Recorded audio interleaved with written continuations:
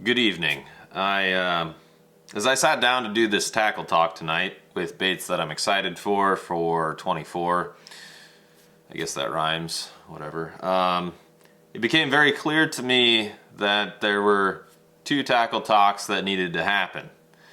One for American or US bait makers, one for Canadian bait makers. So that's the angle I'm gonna take. So we've got some American baits or US baits, and we've got some Canadian baits.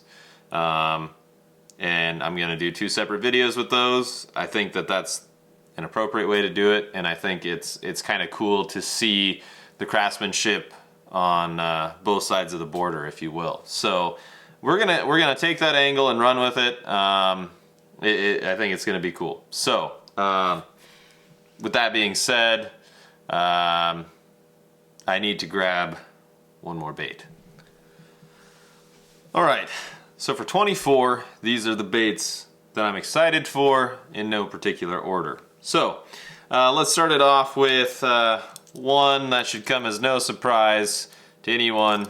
This would be the Soul Searcher. Focus, focus, there we go, we got it. No, maybe not. Soul Searcher, great bait. Really good in the spring because it gets down 2, 3 foot, 4 foot, and just sits there, which is perfect.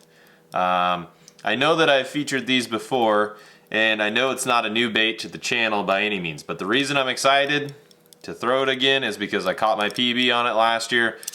Who wouldn't be excited to throw the bait that they caught their PB on? I think that would be ridiculous or silly or whatever. So really excited to chuck that again when the time is right. I just got done editing a Canada video like yesterday where I lost a really big one on it in Canada. So the hurt is real.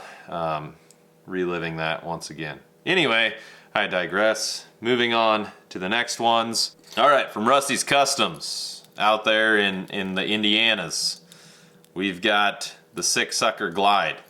Now, if you remember, and I think I still need to edit my take on that day, Brian spent a good jag of a day kicking my butt with one of these 6-sucker glides. There's some really cool things about them.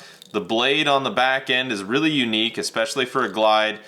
This profile is just really compact and perfect. It's got a super tight wobble, especially for the spring.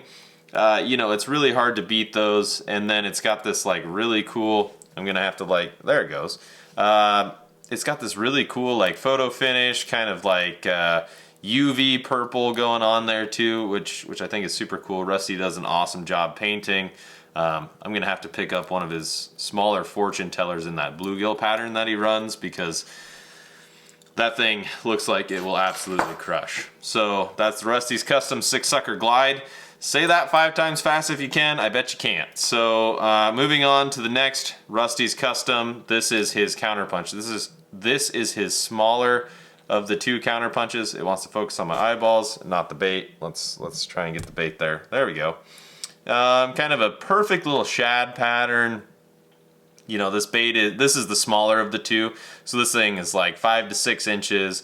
It's got all the bells and whistles, the spinners, it clicks, it grinds. You know, it's kind of a perfect little thing in the spring if you're wanting to change things up, not be as obnoxious as like a bucktail or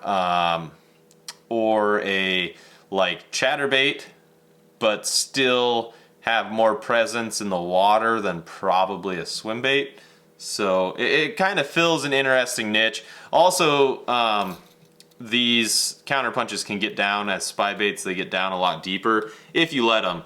I know my buddy Andrew has had some success with that, even here in Iowa, before he moved to New York and left me high and dry, which is sad. I'm still sad about losing a musky buddy, but I know that he had some success with these in the post-spawn, running them pretty deep for some fish over bait. So check out the counterpunches.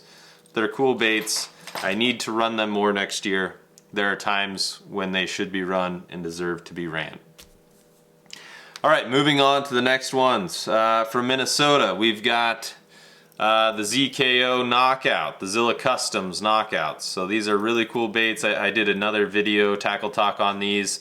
They're just really unique profile. They're not really a dive and rise, they're not really a twitch. I kind of affectionately refer to them as a ditch, because they just kind of fill an interesting, you know, space within the musky game that some lures cannot. Cole does a really good job painting these patterns up. They look phenomenal. That's the smaller of the two. Here's the bigger of the two. This one's kind of like a carp type pattern, just really cool with a whitetail. So like orange walleye, whitetail carp, whatever you want to call it.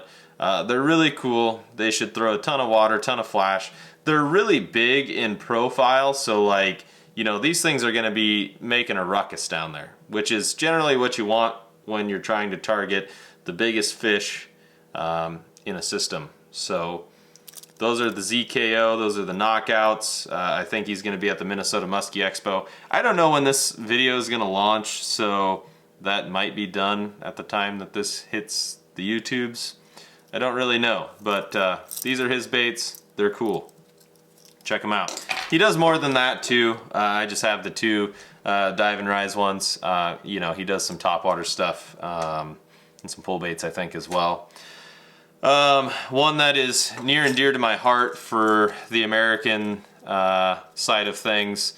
Guy who lives just down the road from me, Matt Ridgway, and his new kind of pro model, the metal lip model. These things are awesome. I think that I mentioned it before, and I'll mention it again. He sent me this one to kind of prototype and test. I literally caught a fish on my third or fourth cast with it. So, you know, I think the results on the Ridgeway speak for themselves. Maybe I just throw them a ton. I don't really know. But the golden perch, it just gets it done. And these baits are killer. I love them. Matt treats me well. I catch on his baits. Said it before, I'll say it again. Once baits stop working, I'll stop throwing them. But until that time comes, they're gonna be in the rotation. You know, check out the Ridgway Customs stuff. They're awesome. I'm always excited to throw them. I do very, very well with them. I think in 23, this was my best producing bait of all of the lures that I throw. So check him out. He's always got the website updated with stock. I mean, he's just one guy, so he can only do so much with the time that he has. Speaking of keeping things in stock and only doing so much with the time that you have and being one guy, we've got Brady's Bam Bam. This is the bowfin. I am really excited to throw these more. I threw them around some this fall. These are just really cool, really unique profiled plastic lures. They kind of have that twin tail action. This is his sucker pattern. It should slay just about anywhere, I would think. I know that he's got some other things in the works that I'm very much looking forward to trying in the coming season. I know that the southern guys who have access to these have just been breaking the game with them this fall. So check out the Bam Bam. I know that he's going to be at several musky expos. I think the Ohio one and maybe New York.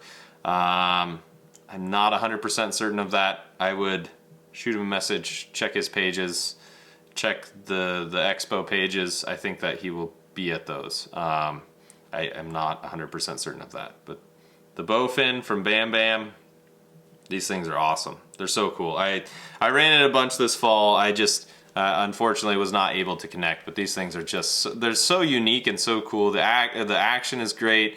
You know, the profile is really, I really like the profile from a rubber bait, because if you notice, the hook to bait ratio is pretty positive, meaning that you know, some of those bigger rubber baits that you throw in the fall, sometimes there's more bait there than hook, and you know, sometimes hookup ratios can be an issue with that. I've had issues with that in the past, and that's neither here nor there. Sometimes you just got to throw what you need to throw to get bit, but again, that's an advantage here that probably doesn't get talked about as much as it should.